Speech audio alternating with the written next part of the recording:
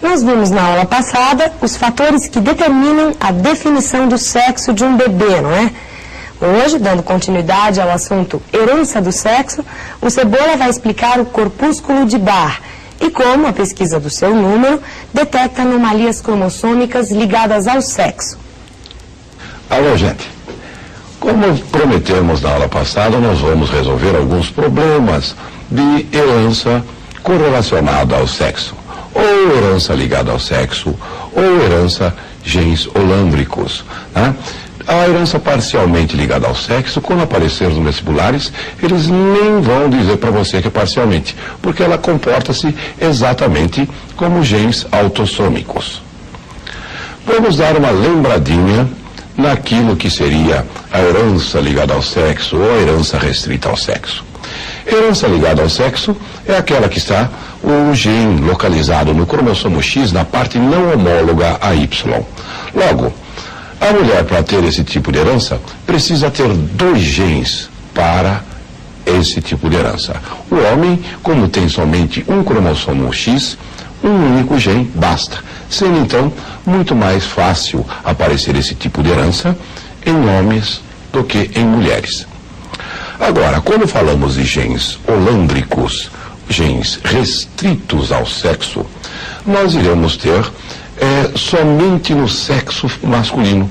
Por quê? Porque o gene responsável por esse tipo de herança vai estar no cromossomo X. E como somente homens possuem o cromossomo X, vai ser somente este o sexo que vai portar esse tipo de doença. Nós preparamos aqui alguns problemas para vocês, para nós resolvermos isso. Vejam conosco. Olha o primeiro. Um casal normal tem uma criança hemofílica.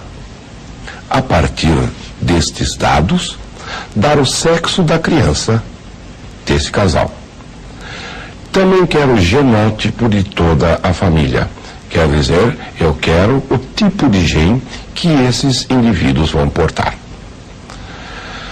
Na aula passada nós dissemos que a hemofilia um tipo de herança ligada ao sexo. Isso nós devemos saber. Daltonismo e hemofilia são os 2 tipos de heranças ligadas ao sexo. Por ser ligada ao sexo, então está no cromossomo X, na parte não homóloga a Y.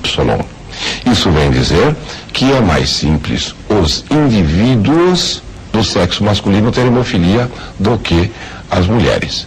Porque em mulheres nós poderemos ter mulheres normais, com os 2 genes para a característica normal. Mulheres normais, que têm o seu fenótipo normal, porém é portadora, quando tem um gene dominante, que dá a característica normal, e um gene recessivo, que dá a característica para ter hemofilia.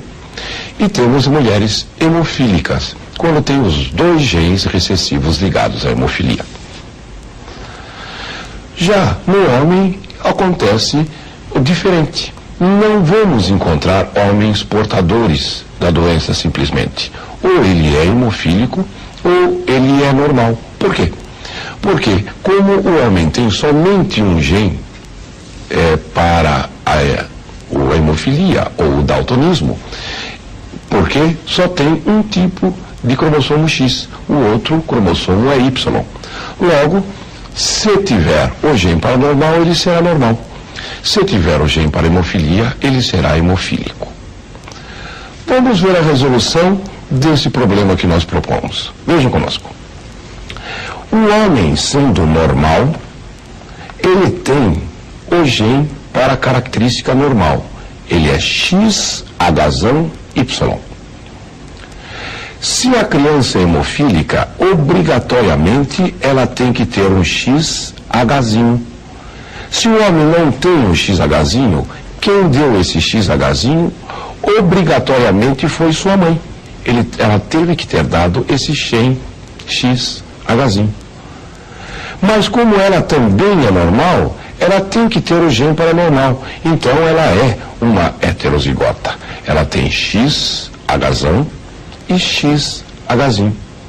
Já que a mãe deu esse XHzinho, o pai não pode ter dado esse XHzão, porque senão as crianças seria normal. Então, obrigatoriamente, o pai deu o gene Y.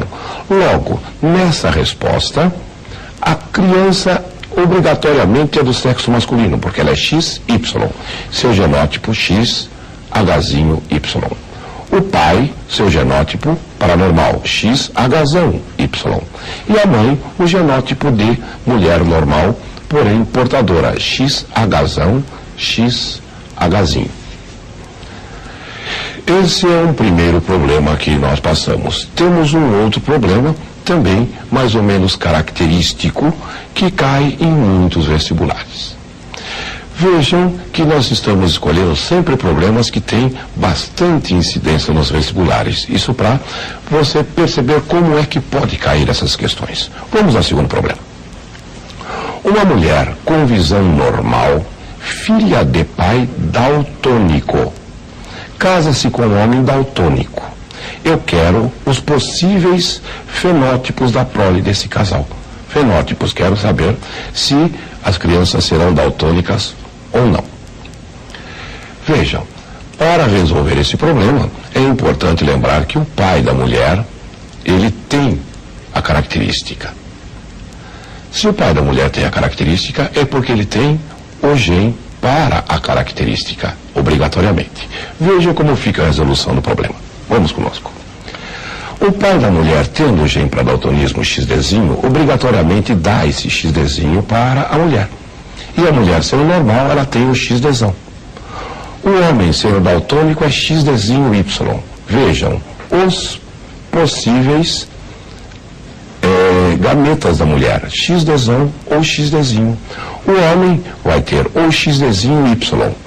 Fazendo o cruzamento, nós teremos a resposta para filhas normais, portadoras, ela é normal e é portadora.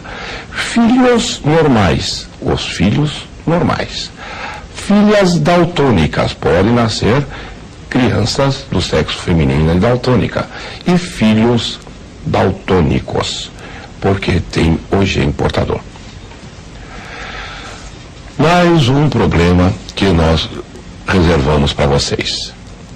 É um problema mais ou menos longo no seu enunciado, porém é simples de resolver. Vejam conosco. E. Lambert, em inglês, apresenta uma doença interessante. A sua pele apresenta-se em forma de placas e seus pelos são curtos e grossos. Sendo essa síndrome é um conjunto de sintomas, conhecida como síndrome de porco-espinho. Lambert casou e teve vários filhos, sendo que todos os descendentes do sexo masculino apresentavam a doença. Os descendentes do sexo feminino nunca apresentaram a doença. Pergunta-se, qual o tipo de herança da síndrome citada, da síndrome de porco-espinho? E por que os descendentes do sexo feminino não apresentam a doença? Vejam, se somente descendentes do sexo masculino apresentam a doença, é porque essa doença tem o seu gene ligado ao cromossomo Y. Se é ligado ao cromossomo Y, nós sabemos que é uma herança holândrica. Então, como nós ficaremos com a resposta? Venham conosco. A herança vai ser herança restrita ao sexo ou herança holândrica, que é ligada ao cromossomo Y. E por que as mulheres não apresentam? Porque o gene para essa doença encontra-se no cromossomo Y, no segmento não homólogo a X, sendo então restrito ao sexo masculino. Somente indivíduos do sexo masculino terão essa doença. Vejam, agora nós vamos à segunda parte da aula de hoje. Nós vamos falar do corpúsculo de par ou heterocromatina sexual. O que vem a ser o corpúsculo de Barr? O corpúsculo de Barr é cromossomo X, que se encontra espializado, condensado durante a interfase. Quando eu tenho mais que um cromossomo X, um único cromossomo X vai se encontrar desespiralizado durante a interfase. E um outro cromossomo, ou outros cromossomos X que o indivíduo apresentar, encontrar-se-ão condensados, sendo visíveis durante a interface. Pega-se uma célula somática do indivíduo, uma célula do corpo. Normalmente pega-se uma célula de mucosa bucal. Cora-se e consegue-se ver esse cromossomo. Esse cromossomo visível chama-se corpúsculo de Barr. Como é que pode ser, então, um indivíduo apresentar as suas células conforme o corpúsculo de Barr? Vejamos aqui conosco. Se eu tenho um indivíduo do sexo masculino, como ele tem um único cromossomo X, ele não vai se encontrar condensado. Logo, eu não vejo o corpúsculo de Barr na célula do indivíduo. Se for do sexo feminino, ele terá 2 cromossomos X. Um deles se encontra condensado, formando essa mancha que nós chamamos mancha de Barr, corpúsculo de Barr, ou mesmo heterocromatina sexual. Então, o corpúsculo de Barr é um cromossomo X condensado. E este cromossomo X condensado, ele pode dar algumas características no indivíduo. Nós vamos detectar algumas anomalias cromossômicas pelo corpúsculo de Barr. Como eu disse, o número de Barr é o número de cromossomo X menos 1 no indivíduo. Vejam conosco aqui nesse resumo. Se o indivíduo tem características do sexo feminino e não apresenta Barr, é porque lhe falta um cromossomo X. É uma síndrome chamada síndrome de Turner. É uma síndrome onde lhe falta um cromossomo X. Se tem características de sexo masculino e 0 Barr, é um homem normal, porque ele tem somente um corpúsculo, um cromossomo X. A mulher normal, tendo 2 cromossomos X, o número de Barr é 1. O indivíduo pode ter características masculinas, mas apresentar um Barr, é porque tem 2 X. Isso é chamado de síndrome de Klinefelter. É uma outra aberração cromossômica. E se o indivíduo apresentar 2 corpúsculos de Barr, é porque tem 3X, síndrome de superfêmea. E, finalmente, encontramos somente em embriões indivíduos com 3 Barr, porque morrem durante a gestação. É o síndrome da hiperfêmea. Gente, para a próxima semana nós entraremos num assunto novo e muito importante. Até lá, gente. Estou te esperando.